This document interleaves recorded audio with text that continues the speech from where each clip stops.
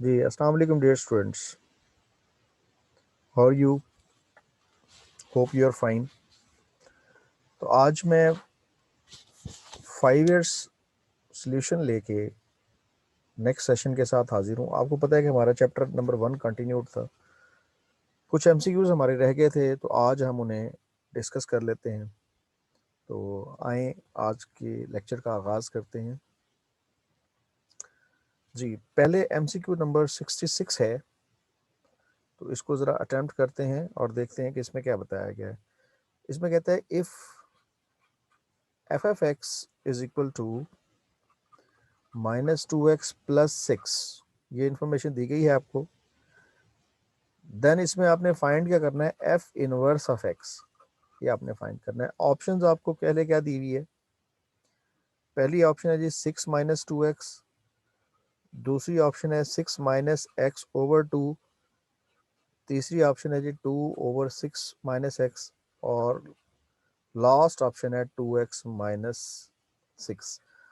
तो मेथड आपको ये बताया गया था कि आपने लेट करना है, इसे y के इक्वल फर्ज कर लें। दूसरे स्टेप में यहाँ पे इसे सिंप्लीफाई करके आप x की वैल्यू को निकालें। तो यहाँ से x आपके पास आ जाएगा क्या, y - 6/-2। फिर आपने माइनस से डिवाइड कर देना है, तो x इज इक्वल टू आ जाएगा 6 - y/2। फिर हम करते होते हैं replace x by y and y by x। तो जब रिप्लेस करते हैं तो यहाँ y इज इक्वल टू आ जाएगा 6 - x/2। तो फाइनल रिजल्ट क्या आ जाएगा जी, 6 - x/2। तो ये आपका क्या होगा, फंक्शन का इन्वर्स होगा। तो डियर स्टूडेंट्स देखें, 6 - x/2 किसी क्वेश्चन में दिया गया है, तो ये ऑप्शन नंबर बी है, तो ये आपका करेक्ट ऑप्शन होगा। 67 में देखते हैं, कहता है कि if F F X is given to you and that is x² + cos of x। तो आपसे ये पूछा जा रहा है कि फंक्शन के बारे में पहली ऑप्शन बताएं, क्या ये ऑड फंक्शन है? दूसरी बताएं, क्या ये इवन फंक्शन है? तीसरी जो है वो ये है कि क्या ये कोई कांस्टेंट फंक्शन है? और चौथी ऑप्शन ये पूछी गई है, नाइदर इवन और ऑड, ना ये इवन है ना ऑड है। तो आप डियर स्टूडेंट्स क्या करते हैं, रिप्लेस करते हैं x बाई -x। तो जहाँ जहाँ -x है वहाँ आप x की जगह -x पुट कर देंगे, तो आपके पास देखें रिजल्ट्स क्या आते हैं। ये आ जाएगा पॉजिटिव x², जबकि ये आ जाएगा प्लस cos x। तो ये एज इट इज़ फंक्शन आ गया। तो f ऑफ -x लिया आपने, तो f ऑफ x पॉजिटिव आ गया। तो जब फंक्शन एज इट इज़ आ जाए तो ये एक इवन फंक्शन होता है। तो आप यहाँ पर b को सर्कल कर देंगे। 68 क्वेश्चन की तरफ बढ़ते हैं। इसमें बताया गया है कि इवेल्युएट करना है, लिमिट है n टेंड्स टू इन्फिनिटी, जबकि 1 + 3/n raise to the power है जी 2n। तो कहता है बताएं इसकी वैल्यू क्या होगी।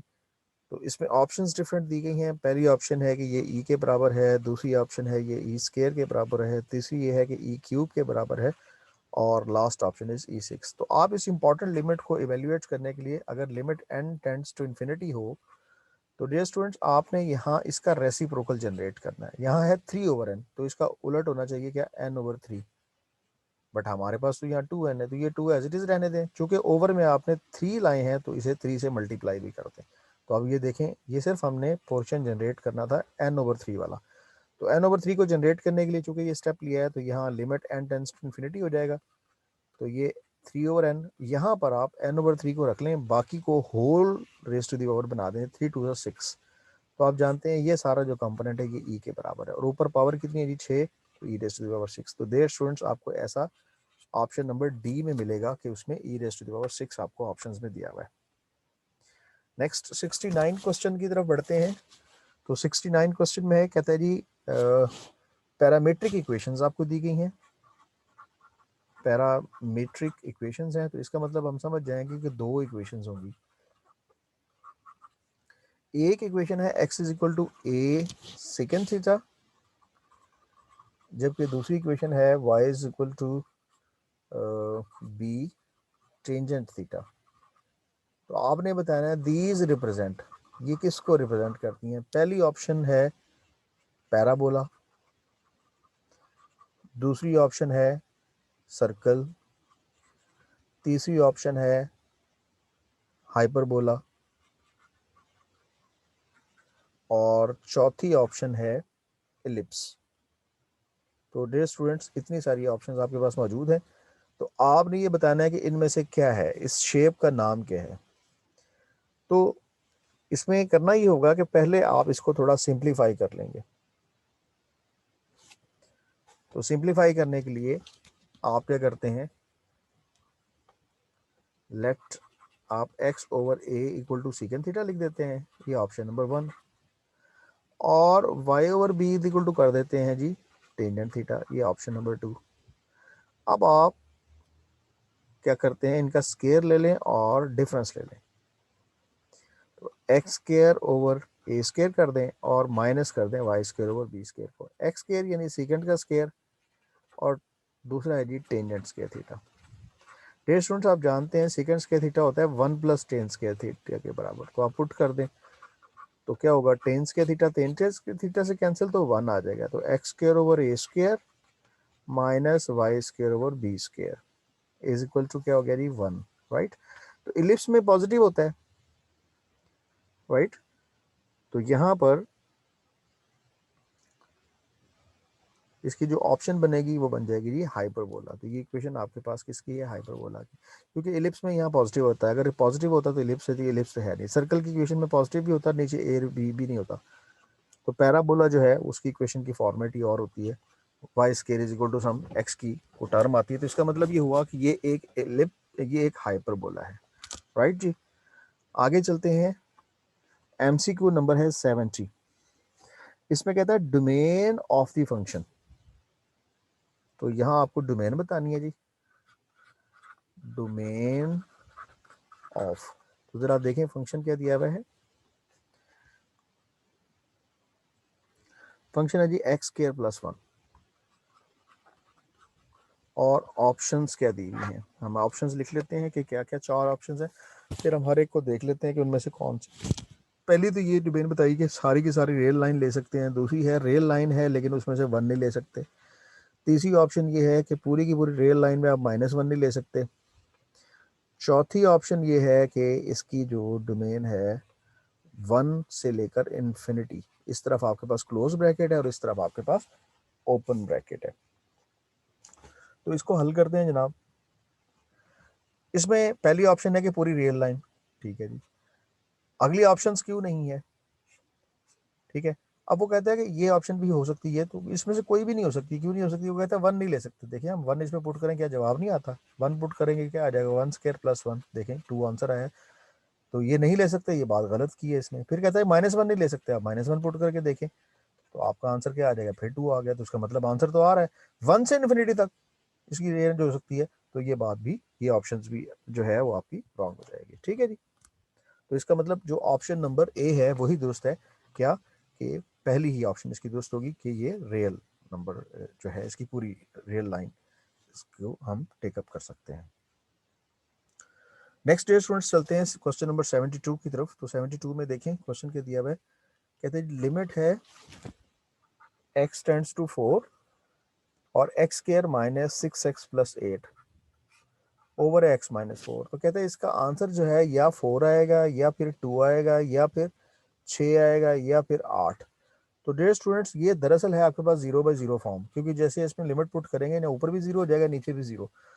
तो चूंकि ये 0/0 फॉर्म है तो इसको पहले हम अलजेब्रिक मेथड से थोड़ा सिंप्लीफाई कर लेंगे, यानी फैक्टराइज कर लेंगे। तो क्या हो जाएगा जी 4 2 8। तो इसके फैक्टर्स बन गए x -2 और -4x + 8। तो x -4, तो यहाँ x कॉमन x -2, यहाँ -4 कॉमन, फिर x -2। तो यहाँ आ जाएगा जी x -4। तो लिमिट चुके हैं x टेंड्स टू 4। तो डियर स्टूडेंट्स यहाँ पे आप x -2 जब कॉमन लेंगे x -4 आ जाएगा। यहाँ पे है जी x -4, ये दोनों आपस में कैंसिल हो गए। बाकी आप जो है इस पर लिमिट लगा दें। अब बाकी इससे पर लिमिट लगाएंगे, x की जगह 4 - 2 रिजल्ट विल बी 2। तो देखिए डियर स्टूडेंट्स आपको 2 कहाँ दिया हुआ है, बी ऑप्शन में। तो बी ऑप्शन में आपको 2 दिया हुआ है, लिहाजा वही आपका रिजल्ट होगा। MCQ नंबर 73 को हल करते हैं। तो ये तो बेसिकली एक प्रूफ, एक क्वेश्चन है पूरा का पूरा। इसमें कहता है लिमिट थीटा अप्रोचेस टू 0 है, 1 minus cos of P theta है, और ओवर क्या है जी 1 plus cos of P theta. तो डियर स्टूडेंट्स पहली ऑप्शन इसकी क्या दी हुई है 1, दूसरी ऑप्शन दी हुई है इसकी 0, तीसरी ऑप्शन दी हुई P square over Q square, और चौथी ऑप्शन दी हुई है 2। तो हम इसको हल कर लेते हैं, क्योंकि ये जो है ना लिमिट थीटा अप्रोचेस टू 0 है, तो इसे लिख सकते हैं हम क्या, 2 sign square P theta over 2, जबकि ये हो जाएगा 2 sign square Q theta over 2। अब बेटा जैसी लिमिट है वैसी ही लिमिट बनाने के लिए हम क्या करेंगे, 2 से 2 कैंसिल कर दें। यहाँ है साइन स्केयर पी थीटा, और ओवर में क्या है जी साइन स्केयर क्यू थीटा। अब बेटा सेम फंक्शन बनाने के लिए आप क्या करते हैं, पी स्केयर थीटा स्केयर, ठीक है जी, ओवर 4 से मल्टीप्लाई भी कर दें, ये भी नीचे आपको डिवाइड भी कर दें। इसी तरह इसे क्यू स्केयर थीटा स्केयर से ओवर 4 से मल्टीप्लाई भी कर दें, और Q square theta square over 4 से डिवाइड भी कर दें। अब मैं यहाँ इसकी पेयरिंग कर रहा हूँ, पहले लिमिट को स्प्लिट करूंगा, थीटा अप्रोचेस 0, यहाँ आ जाएगा sine P sine square P theta over 2, और यहाँ से मैं ले रहा हूँ ये वाला हिस्सा, तो ये आ जाएगा P square theta square over 4 multiplied by. अब इधर से मैं क्या कर रहा हूँ, क्यू स्केयर थीटा स्केयर की वैल्यू को लेते हैं। देखिए डियर स्टूडेंट्स क्या आ जाएगा आपके पास, you will write Q square theta square over 4 है ये वाला फंक्शन, और इधर से sine square Q theta over 2, ये मैंने अलग कर दिया, ओवर 2 ये मैंने अलग कर दिया। अब यहाँ पर ये होगा, बाकी टर्म्स कितनी रहेगी, देखिए ये हमने 2 टर्म्स यूटिलाइज कर ली, बाकी आपके पास ऊपर रह गया P square theta square over 4, और नीचे क्या रह जाएगा Q square theta square over 4। इसको आप सिंप्लीफाई करके बाहर लिख देंगे तो आपके पास क्या आ जाएगा, ये आ जाएगा जी पी स्केयर, और नीचे आ जाएगा क्यू स्केयर, क्योंकि आपके पास जो बाकी टर्म्स है ना वो सारी आपस में कैंसिल हो जाएंगी। इसको मैंने सिंप्लीफाई करके यहाँ बाहर लिख दिया।